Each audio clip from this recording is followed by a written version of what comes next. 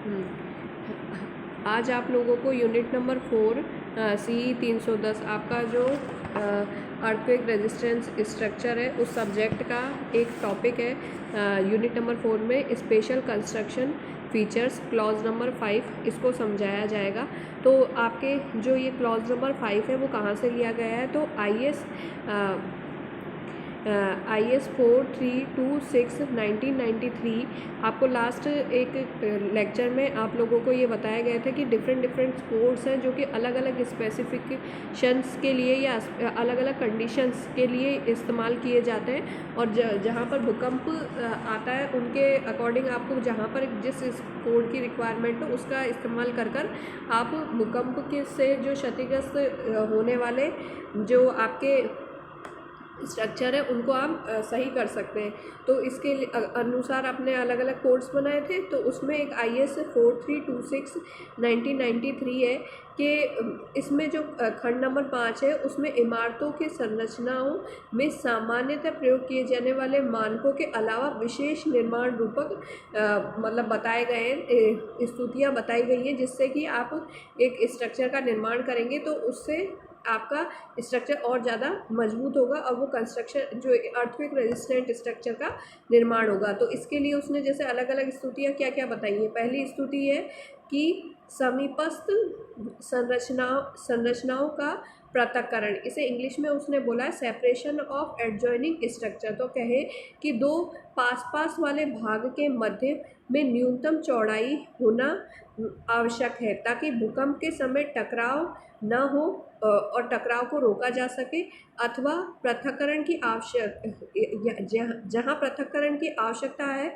वहाँ पूर्णतः पृथक्करण होना चाहिए, किंतु प्लिंथ स्तर के नीचे नहीं होना चाहिए। ठीक है, तो इसमें इसने क्या कहा है कि आपके जो अगर पास में दो स्ट्रक्चर तो उनमें प्रॉपर सेपरेशन होना चाहिए ताकि जब अगर उस पर भूकंप आता है तो ऐसा नहीं होना चाहिए कि भूकंप आने के कारण वो एक दूसरे से टकरा जाए। तो मतलब प्रॉपर उसमें सेपरेशन होना चाहिए, लेकिन ऐसा नहीं होना चाहिए कि आपके प्लिंथ लेवल से नीचे भी सेपरेशन हो रहा है, क्योंकि आपको ज़रूरी है कि आपका स्ट्रक्चर भूकंप जो आपके रजिस्टिंग स्ट्रक्चर होते हैं वो एक यूनिट की तरह काम करने चाहिए। तो मजबूती तो आपकी एक यूनिट में ही रह सकती है, लेकिन आपका जो प्रॉपर स्पेसिंग है वो प्रोवाइड करना चाहिए। फिर सेकेंड है उसने क्रम्पलन भाग।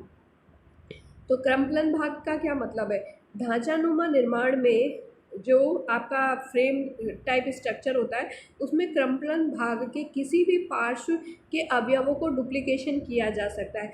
कभी कभी ये डुप्लीकेशन आवश्यकता नहीं होती, क्योंकि किसी भी एक पार्श्व के भाग कैंटिलीवर के समान कार्य करता है। ठीक है, तो इसका मतलब है कि आप डुप्लीकेशन प्रोवाइड तो करते हैं, लेकिन कोई ज़रूरी नहीं कि आप हर जगह डुप्लीकेशन प्रोवाइड करें। फिर नेक्स्ट है आपका नींव को इंग्लिश में फाउंडेशन का है। उसने कहा है नींव के अभिकल्पन में इमारत के संपूर्ण क्षेत्रफल के नीचे के अवमृदा में मिट्टी समान किस्म की होनी चाहिए। जहाँ यह नहीं हो सकता वहाँ पृथक्करण या क्रम्पलन भाग प्रदान करना चाहिए। ठीक है, तो यानी कि आपका जो मिट्टी आप जो आपके नींव में डालते हैं या नींव के स्थान पर जहाँ पर आपकी मिट्टी रहती है वो आपकी मतलब एक समान मिट्टी होनी चाहिए। ऐसा नहीं होना चाहिए कि आपकी मिट्टी की कैरेक्टरिस्टिक अलग अलग है, तो फिर क्या होगा कि वो जो उसकी बियरिंग कैपेसिटी चेंज हो जाएगी और आपका स्ट्रक्चर फिर मतलब उतनी मजबूती नहीं प्रोवाइड कर पाएगा जितना कि आप प्रोवाइड करना चाहिए। ठीक है, तो मतलब इसीलिए ज़रूरी है कि नींव में जो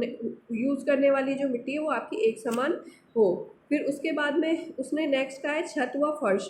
तो छत व फर्श के लिए उसने बताया कि समतल छत या फर्श साधारण ईंटों द्वारा नहीं बनाना चाहिए, जो कि इस्पात टिम्बर पर आलम्ब हो या हो, ना ही इस प्रकार की होनी चाहिए कि भूकंप के समय ये ढीले हो जाएं, पूर्णतः धराशायी हो जाएं। यदि छत साधारण ईंटों से निर्मित हो तो उसके सिरों को जॉइस्ट से ब्लॉक कर देना चाहिए तथा नियत अंतराल पर बांध देना चाहिए। ठीक है, तो इस चीज़ का आपको नॉर्मली ध्यान रखना है कि आप एक समान ईंटों का इस्तेमाल नहीं करना चाहिए, या फिर उसको मतलब ऐसी सिचुएशन में नहीं रहना चाहिए कि वो जब भूकंप का समय आए तो वो धराशायी हो जाए। तो इसीलिए प्रॉपर उसमें बॉन्ड या लगाना चाहिए। ठीक है, फिर नेक्स्ट उसने कहा है कि अगर आपकी सीढ़ियाँ हैं तो सीढ़ियों के केस में क्या कहा है कि सीढ़ियों का समीपस्थ फर्श से अंतर संयोजन में स्लाइडिंग जोड़ प्रदान करना चाहिए ताकि फर्श में ब्रेसिंग प्रभाव को दूर किया जा सके।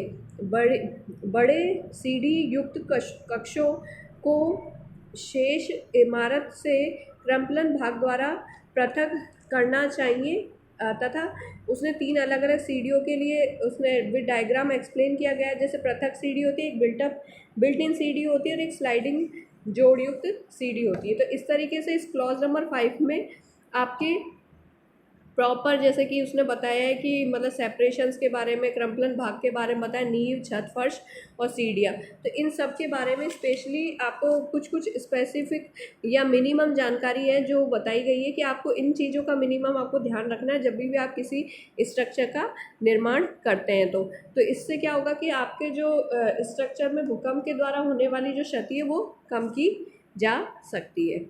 ठीक है।